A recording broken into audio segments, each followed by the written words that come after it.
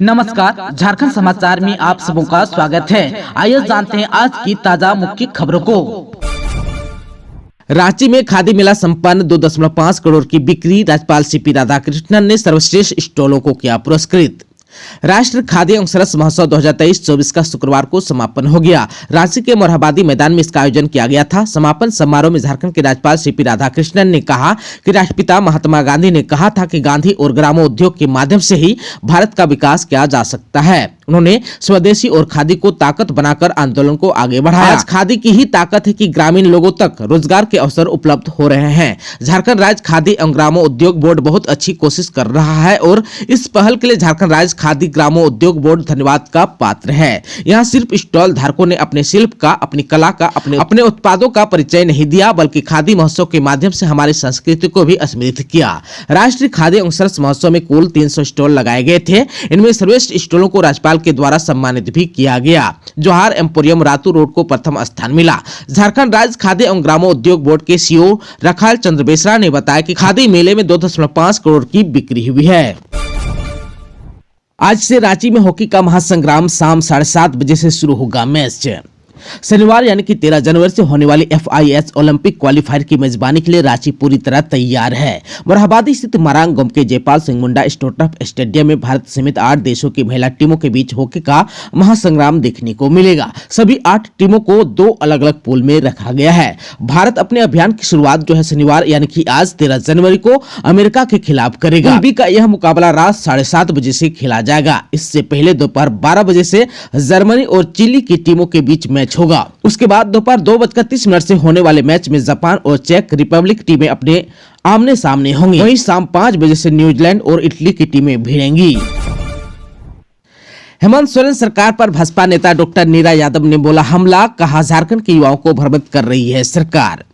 Bharatiya Janata party के वरिष्ठ नेता और झारखंड के पूर्व शिक्षा मंत्री डॉक्टर नीरा यादव ने हेमंत सोरेन सरकार पर जमकर हमला बोला। उन्होंने कहा कि हेमंत सोरेन सरकार में झारखंड शिक्षा के क्षेत्र में 4 कदम भी आगे नहीं बढ़ा। यह सरकार झारखंड के युवाओं को गलत आंकड़े देकर भ्रमित कर रही है। राजधानी रांची स्थित भाजपा प्रदेश कार्यालय में प्रेस को संबोधित करते हुए कोडरमा के विधायक ने हेमंत सोरेन सरकार को शिक्षा के क्षेत्र में फिसडी करार दिया। कहा कि हेमंत सरकार ने युवाओं को सबसे ज्यादा ठगा है। डॉक्टर नीरा यादव ने कहा कि हेमंत सोरेन की सरकार ने रघुवर दास की सरकार के कार्यकाल में शुरू की गई जनहित योजनाओं को भी ठप कर दिया। शिक्षा के क्षेत्र में भी पहल को भी रोक दिया है। पोशाक बदल देने या स्कूल का रंग बदल देने से शिक्षा की गुणवत्ता नहीं बढ़ जाएगी। हेमंत सरकार ने शिक्षा को लेकर बड़े बड़े दावे किए, लेकिन सब हवाई निकली। उन्होंने कहा कि हेमंत सोरेन सरकार की शिक्षा विरोधी नीति के कारण प्रदेश के युवा पलायन करने के लिए मजबूर हैं। झारखंड के स्कूल व कॉलेज में अब ऑनलाइन जमा होंगे पंजीयन और परीक्षा शुल्क। झारखंड के स्कूल और कॉलेज में अब विद्यार्थियों के पंजीयन और परीक्षा के लिए निर्धारित शुल्क ऑनलाइन लिए जाएंगे। इसे लेकर स्कूली शिक्षा एवं साक्षरता विभाग के सचिव के रवि कुमार ने सभी डीओ को पत्र लिखा। पत्र में कहा गया कि जैक द्वारा विभिन्न परीक्षाओं के पंजीयन एवं परीक्षा शुल्क की राशि चालान के माध्यम से नगद बैंक में जमा की जाती है। वित्त नियम आलोक में सभी प्रकार के वित्तीय लेन देन भी ऑनलाइन डिजिटल मोड में किया जाना आवश्यक है। विद्यालय को अब विद्यार्थियों से लिया जाने वाला शुल्क छात्र विकास कोष के बैंक खाते में लेने का निर्देश दिया गया है। प्रधानाध्यापक शुल्क जमा करने के लिए चालान जैक की वेबसाइट पर ऑनलाइन जनरेट करेंगे। शुल्क के लिए विद्यार्थियों से ली गई राशि छात्र विकास कोष के बैंक खाते से जैक के खाते में ऑनलाइन ट्रांसफर की जाएगी। इसके अलावा किसी भी अन्य माध्यम से पंजीयन या परीक्षा शुल्क की राशि जमा नहीं ली जाएगी। डीओ को सभी स्कूल और कॉलेज के प्राचार्य को इस आदेश से अवगत कराने और इसका अनुपालन सुनिश्चित कराने को कहा है। पीएम मोदी ने किया भारत के सबसे लंबे समुद्री पुल अटल सेतु का उद्घाटन। जानिए क्या है खासियत। प्रधानमंत्री नरेंद्र मोदी ने 21.8 किलोमीटर लंबे अटल बिहारी वाजपेयी सेवारी नहावा सेवा अटल सेतु समुद्री लिंक का उद्घाटन किया। यह भारत का सबसे लंबा समुद्री पुल है। इस दौरान प्रधानमंत्री नरेंद्र मोदी ने अटल सेतु प्रदर्शनी का भी दौरा किया। आप सबको बता दें कि मुंबई ट्रांस हार्बर लिंक का नाम बदलकर अब अटल बिहारी वाजपेयी सेवारी नहावा सेवा अटल सेतु रखा गया है। पीएम मोदी ने साल 2016 में इस पुल का शिलान्यास किया था। बता दें कि अटल सेतु को 17,840 करोड़ रुपए से ज्यादा की लागत से बनाया गया है। यह पुल करीब 21.8 किलोमीटर लंबा है, जो कि 6 लेन वाला पुल है। सड़क निर्माण के दौरान नक्सलियों ने बोला धावा, हवाई फायरिंग से दहशत, सीआरपीएफ के जवान कर रहे हैं छापामारी। झारखंड के चतरा जिले के कुंदा थाना क्षेत्र में एक बार फिर नक्सलियों ने अपनी उपस्थिति दर्ज कराई है।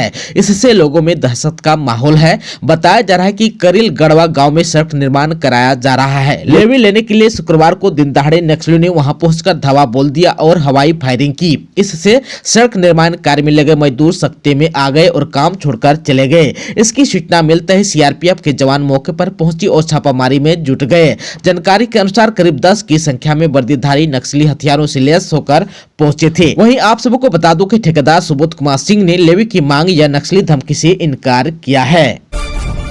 पीएम नरेंद्र मोदी 27 जनवरी को आएंगे धनबाद। बाबूलाल मरांडी की अध्यक्षता में हुई बैठक में हुई घोषणा। बीजेपी की बैठक शुक्रवार को धनबाद जिला कार्यालय में हुई। बीजेपी के प्रदेश अध्यक्ष बाबूलाल मरांडी की इस बैठक की अध्यक्षता की।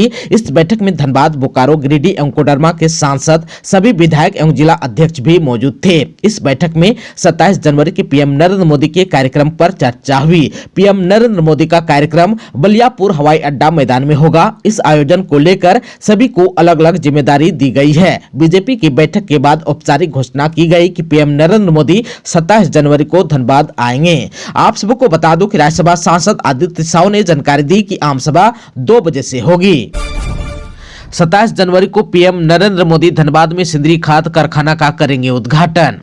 प्रधानमंत्री नरेंद्र मोदी 27 जनवरी को धनबाद आएंगे। अपने दौरे में पीएम मोदी एक विशाल जनसभा को भी संबोधित करेंगे। इसी बीच पीएम मोदी सिंदरी खाद कारखाना का उद्घाटन भी करेंगे। इसकी आधिकारिक पुष्टि बीजेपी के राज्यसभा सांसद सह प्रदेश महामंत्री आदित्य साहू ने की है।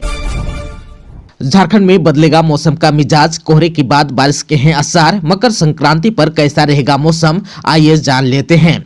झारखंड में एक बार फिर मौसम का मिजाज बदलेगा। 17 और 18 जनवरी को राज्य में कहीं कहीं हल्के दर्जे की बारिश हो सकती है। मौसम विभाग की माने तो 16 जनवरी तक झारखंड में सुबह में कोहरा या धुंध रहने की संभावना है और बाद में आसमान मुख्यतः साफ रहेगा। मौसम शुष्क रहेगा। वहीं मकर संक्रांति पर मौसम का मिजाज शुष्क रहने का अनुमान है। सुबह में कोहरा या धुंध और बाद में आसमान साफ रह सकता है। आप सबको एक बार फिर से मैं बता दूं, मौसम विभाग ने अपने पूर्व अनुमान में बताया कि आज यानी कि 13 से 16 जनवरी तक झारखंड में सुबह में कोहरा या धुंध रहने की संभावना है और बाद में आसमान मुख्यतः साफ रहेगा। मौसम शुष्क रहेगा। वहीं 17 और 18 जनवरी को झारखंड में कहीं कहीं हल्के दर्जे की वर्षा की संभावना जताई गई है। वहीं पिछले 24 घंटे में झारखंड में मौसम का मिजाज शुष्क रहा। सबसे अधिक उच्चतम तापमान 27.6 डिग्री सेल्सियस चाईबासा में दर्ज किया गया, जबकि सबसे कम न्यूनतम तापमान 5.7 डिग्री सेल्सियस गढ़वा में रिकॉर्ड किया गया। राहुल पुरवार ने गिनाई शिक्षा विभाग की उपलब्धियां। बीजेपी बोले 4 साल में 4 कदम भी नहीं बढ़ी हेमंत सोरेन सरकार। उच्च एवं तकनीकी शिक्षा विभाग के प्रधान सचिव राहुल पुरवार ने झारखंड सरकार की 4 साल की उपलब्धियां गिनाई। आप सबको बता दूं कि शुक्रवार यानी कि 12 जनवरी को सूचना भवन में प्रेस कॉन्फ्रेंस करके बताया सरकार ने शिक्षा को बढ़ावा देने के लिए कौन कौन से काम किए हैं। उन्होंने बताया कि सीएम फेलोशिप योजना के तहत राज्य के छात्रों को शैक्षणिक उत्कृष्टता के लिए प्रोत्साहन राशि दी जाएगी। इसके अलावा गुरुजी स्टूडेंट क्रेडिट कार्ड योजना के तहत रियायती दरों पर शिक्षा ऋण दिया जाएगा। इससे स्टूडेंट को उत्कृष्ट शिक्षा मिलेगी। वहीं राहुल पुरवार ने कहा कि सीएम फेलोशिप योजना के जरिए राज्य के सरकारी अथवा गैर सरकारी विश्वविद्यालय से पीएचडी करने वालों में अनुसंधान को बढ़ावा देने की योजना है। वहीं सीएम फेलोशिप योजना के तहत यूजीसी नेट या सीएसआईआर नेट उत्तीर्ण छात्रों को 25,000 रुपए प्रतिमाह और झारखंड पात्रता परीक्षा पास छात्रों को 22,500 रुपए प्रतिमाह 4 साल तक दी जाएगी। हर साल 1,000 विद्यार्थियों को इस योजना का लाभ मिलेगा। वहीं उन्होंने कहा कि पॉलिटेक्निक, डिप्लोमा और स्नातक स्तर के स्टूडेंट को 1,500 रुपए, स्नातकोत्तर पर एक सेमेस्टर की अधिकतम अवधि के लिए 2,000 रुपए प्रतिमाह सहायता दी जाएगी। झारखंड से अयोध्या के लिए चलेगी स्पेशल ट्रेनें। जाने रूट और कब से होगा परिचालन। अयोध्या में बन रहे भव्य राम मंदिर का उद्घाटन और रामलला की प्राण प्रतिष्ठा 22 जनवरी को होना है। इसकी तैयारी जोर शोर से हो रही है। प्राण प्रतिष्ठा के लिए अनुष्ठान जारी है। अब महज कुछ दिन ही शेष रह गए हैं। इस भव्य समारोह में शामिल होने के लिए राजनीति, खेल, शिक्षा, साहित्य जगत की कई हस्तियां, वैज्ञानिकों, साधु संतों और भगवान श्री राम में अनोखी आस्था रखने वालों को निमंत्रण भी भेजा जा रहा है। कई श्रद्धालु राम लला के दर्शन के लिए पैदल भी निकल पड़े हैं। अयोध्या जाने वाले ट्रेनों में सीटें फुल हो गई है। देश की एक बड़ी आबादी भगवान श्री राम के दर्शन के लिए आतुर है। ऐसे में से देश भर से करीब 500 स्पेशल ट्रेनें चलाई जाएगी। इनमें से कई ट्रेनों का परिचालन जो है झारखंड से भी किया जा रहा है, ताकि झारखंड के भी अधिक से अधिक लोग रामलला के दर्शन कर सके।